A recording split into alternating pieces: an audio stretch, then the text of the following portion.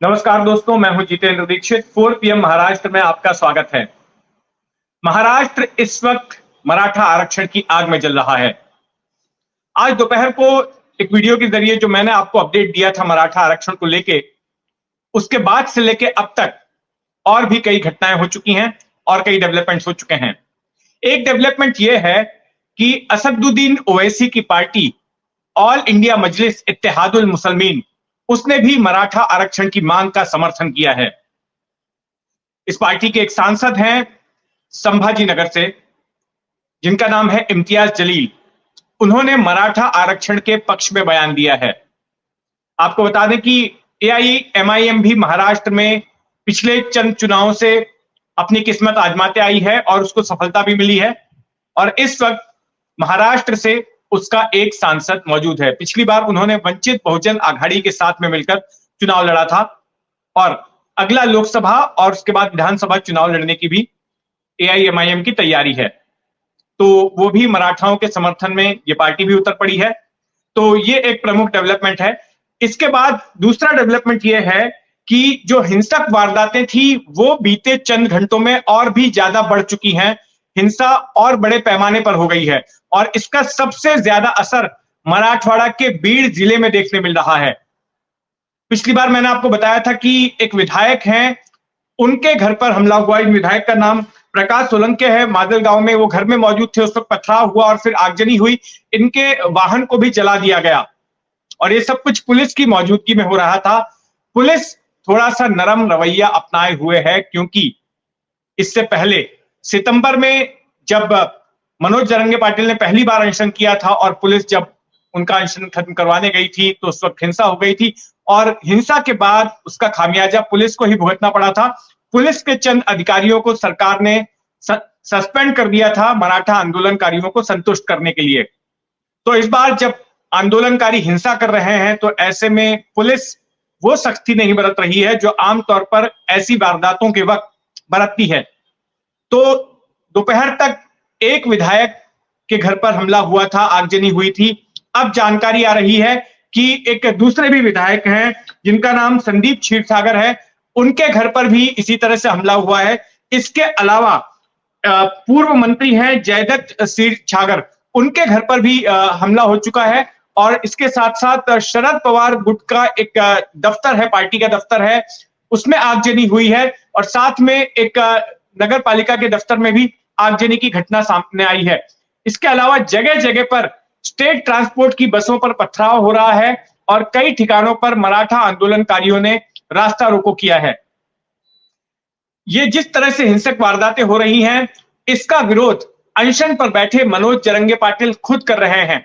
उनका यह कहना था कि मराठाओं के आरक्षण की मांग को लेकर जो आंदोलन शुरू किया गया है वो शांतिपूर्ण तरीके से होना चाहिए। इसके पहले भी साल 2018 में कुल 58 मोर्चे निकाले गए थे महाराष्ट्र में, लेकिन उसमें कहीं भी हिंसा नहीं हुई थी और शांतिपूर्वक ये मोर्चे निकाले गए थे मराठाओं को शिक्षा और नौकरियों में आरक्षण देने की मांग को लेकर। लेकिन उसके बाद वो आंदोलन भी आगे चलकर हिंसक हो गया था। लेकिन इस बार जब से अनशन शुरू किया है मनोज जरंगे पाटिल ने, उनका यही कहना है कि हम कोई हिंसा का समर्थन नहीं करते हैं और गांधीवादी तरीके से, शांतिपूर्ण तरीके से हम अपनी बात रखेंगे और इसी के लिए वो बीते 6 दिनों से अनशन पर हैं। उन्होंने अन्न त्याग दिया है। आज जब वो बात करने के लिए अपने मंच पर उठे, जालना के अंतावली गांव में वो इस वक्त मौजूद हैं, वहां पर अनशन कर रहे हैं, तो वो एक तरह से लड़खड़ा गए। उनमें, उनके शरीर में ताकत नहीं है और उनको बोलने में भी दिक्कत हो रही है। मुख्यमंत्री एकनाथ शिंदे ने उनसे निवेदन किया कि वो उपचार लें, अपनी शारीरिक जांच करवाए, लेकिन इससे उन्होंने इनकार कर दिया है। इसके बाद मीडिया से मुखातिब होते हुए वो बोले कि ये जिस तरह की हिंसा हो रही है वो मुझे मंजूर नहीं है और रात तक मुझे अब आगे किसी भी प्रकार की आगजनी की हिंसा की खबर नहीं आनी चाहिए, नहीं तो मैं कल के दिन प्रेस कॉन्फ्रेंस करूंगा और फिर कोई ऐसा निर्णय लूंगा जिसकी अपेक्षा नहीं की जाएगी। तो एक तरह की चेतावनी भी उन्होंने मराठा आंदोलनकारियों को दी है। तो एक तरफ जहां उन्होंने चेतावनी दी तो वहीं दूसरी तरफ उन्होंने एक शक भी जताया। उनका यह कहना है कि जो तमाम हिंसक वारदातें हो रही हैं, इसके पीछे ऐसा शक है कि ये सत्ताधारी पार्टी के लोग ही कर रहे हैं।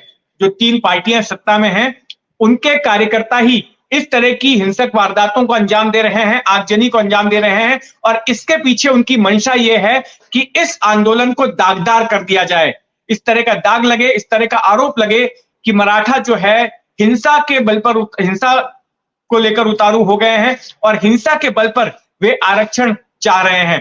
तो इनका यह कहना है जरंगे पाटिल का कि देर सवेर जो है इस बात का भी खुलासा हो जाएगा कि जो हिंसक वारदातें हो रही हैं इसके पीछे सत्ताधारी पार्टी के लोग हो सकते हैं। दूसरी अहम बात उन्होंने ये कही है कि 1 नवंबर से इस आंदोलन का तीसरा चरण शुरू हो जाएगा। अगर तब तक सरकार ने मराठाओं को आरक्षण नहीं दिया तो ऐसे में यह आंदोलन जो है और तीव्र होगा और हो सकता है कि और ज्यादा आक्रामक हो जाए। तो ऐसी चेतावनी भी दी है। वहीं दूसरी तरफ आज दोपहर को मुख्यमंत्री एकनाथ शिंदे ने एक प्रेस कॉन्फ्रेंस ली और उन्होंने कहा कि सरकार अपना वचन निभाएगी, मराठाओं को आरक्षण देगी, लेकिन थोड़ा समय और मिलना चाहिए। तो इस पर मनोज जरंगे पाटिल ने सवाल उठाया कि थोड़ा मतलब कितना? इससे पहले भी 40 दिनों की मोहलत सरकार को उनकी ओर से दी गई थी। वो मोहलत, वो अल्टीमेटम 24 अक्टूबर को खत्म हुआ। उसके बाद 25 अक्टूबर से मनोज जरंगे पाटिल फिर से अनशन पर बैठ गए। तो अब सरकार और मोहलत मांग रही है। सरकार का यह कहना है कि 1,72,00,000 डॉक्यूमेंट्स की जांच करनी है, कागजातों की पड़ताल करनी है और इसमें समय लग जाएगा और इसलिए थोड़ी और मोहलत मिलनी चाहिए। लेकिन मनोज जरंगे पाटिल जो है अपनी जिद पर अड़े हुए हैं, लगातार वो अनशन कर रहे हैं। उनकी हालत दिन ब दिन बिगड़ती जा रही है, लेकिन वो टस से मस नहीं हो रहे हैं और ना ही कुछ खा रहे हैं। पानी भी पीने को नहीं आ रहे, लेकिन बार बार जब भीड़ उनसे निवेदन करती है तब वो गिलास भर पानी पी लेते हैं। लेकिन बीते 6 दिनों से उन्होंने अन्न का एक दाना भी नहीं खाया है। तो इस तरह की हलचल इस वक्त महाराष्ट्र की राजनीति में हो रही है। मराठा आंदोलन वक्त के साथ और हिंसक होते जा रहा है और इसकी आग अब मराठवाड़ा से बाहर भी फैलने की आशंका बन गई है। तो सरकार इस मामले से कैसे निपटती है देखना होगा। कल एक कैबिनेट की बैठक भी बुलाई जाने वाली है। इसके अलावा सत्ताधारी पार्टियां अपनी बैठक भी बुला रही हैं। बीजेपी की कोर कमेटी की बैठक होने वाली है, तो इसको लेकर हो सकता है कि कोई फैसला लिया जाए, आगे कोई रणनीति बनाई जाए। तो जो कुछ भी हलचल होगी उस पर हमारी नजर बनी रहेगी। आप भी अपनी नजर बनाए रखें 4 PM महाराष्ट्र पर। धन्यवाद।